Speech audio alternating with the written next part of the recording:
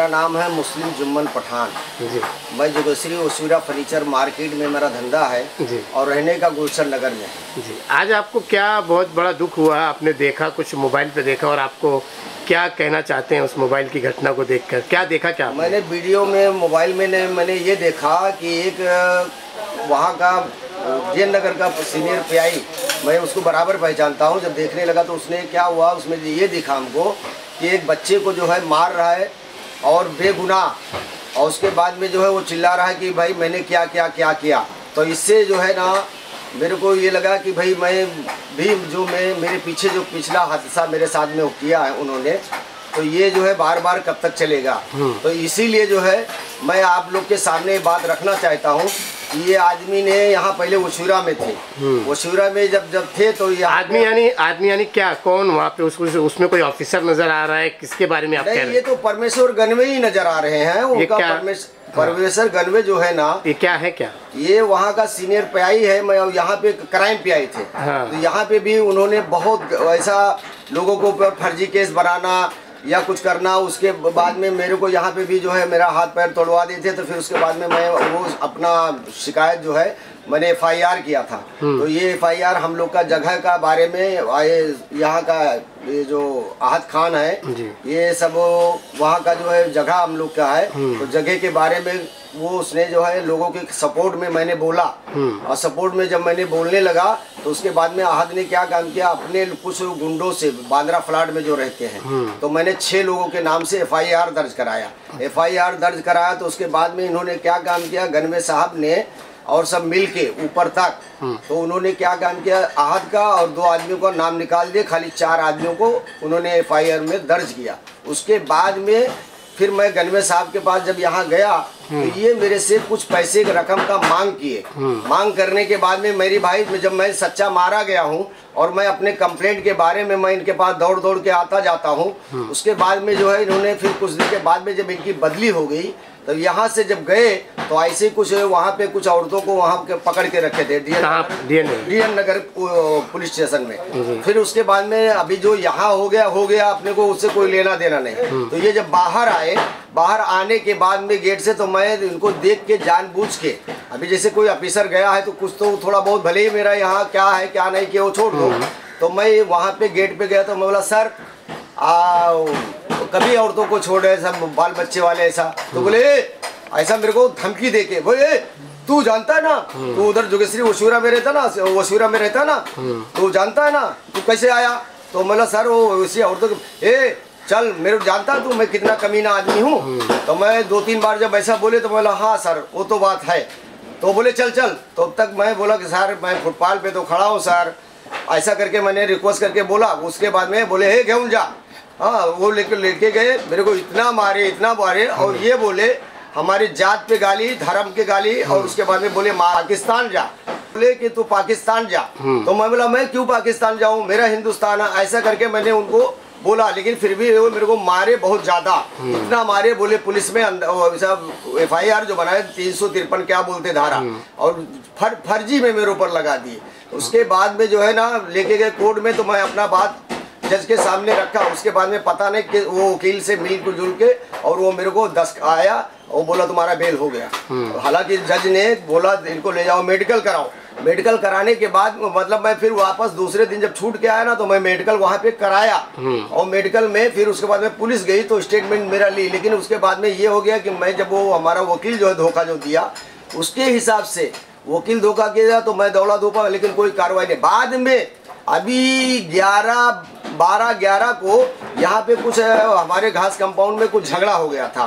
तो वहाँ पे उस मारी मारा जब हुआ, और मारी मारा होने के बाद में ये पता लगा कि तो मतलब वहाँ हो गया, और हमारे साले ने फ़ोन किया। तो मैं वहाँ पे था अपना बैंक में, इलाहाबाद बैंक अंधेरी शाखा में। फिर वहाँ से मतलब 1:30 बजे और वहाँ से निकला, और निकलने के बाद में जो है वहाँ पे मैं चले गया अपना धागे कॉलोनी में, शीतला देवी मंदिर पे गया। तो मंदिर पे गया तो वहाँ मेरे को कुछ पैसा ऐसा रकम मिल गया, मैं बैंक में भी नहीं गया।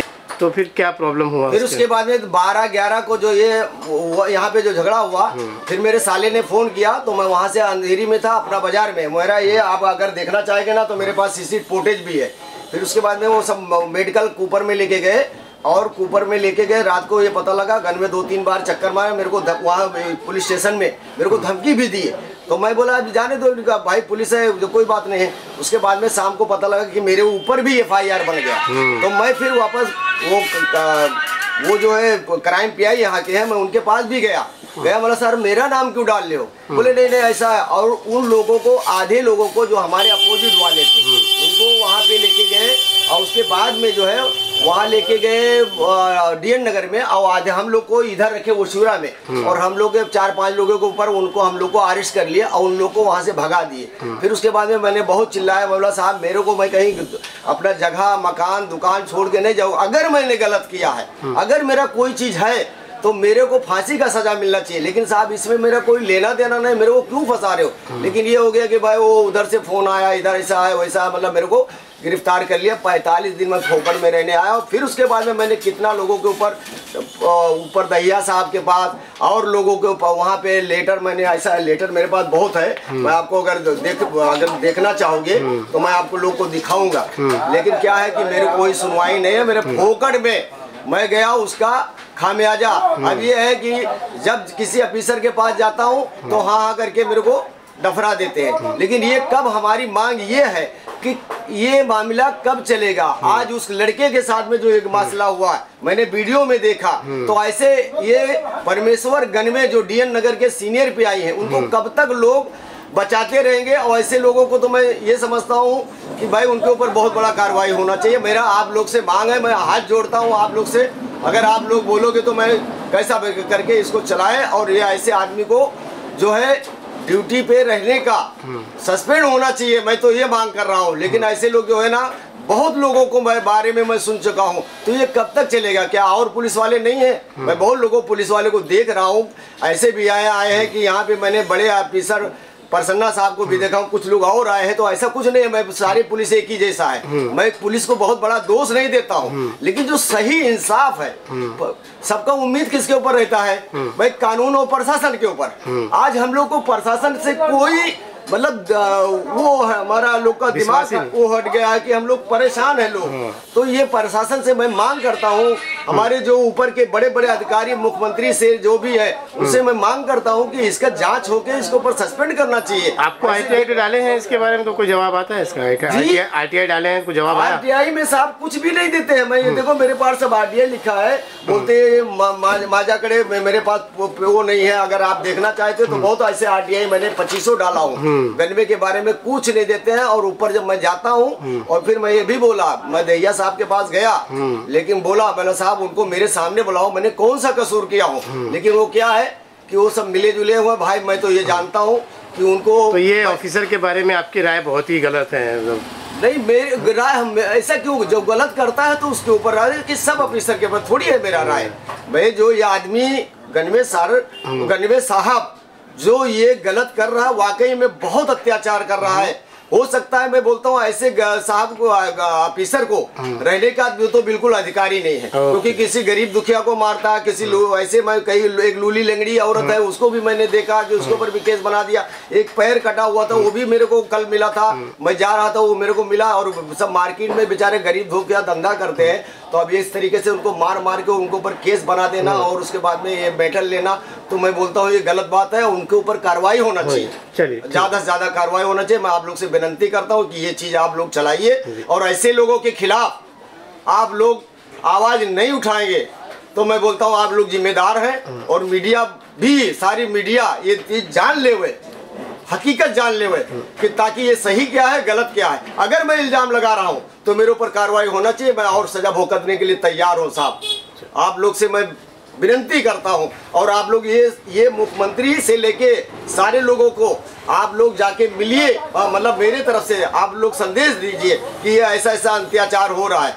मैं 45 दिन अंदर रह के आया, मेरा 60 साल उम्र है, पहले तो मेरा पैर तोड़वा दिया। ये मेरे पास देखो, ये मैं हॉस्पिटल का भाई जो अगर झूठ बोलता हूँ तो मेरा एक एक चीज इंक्वायरी कर लीजिए।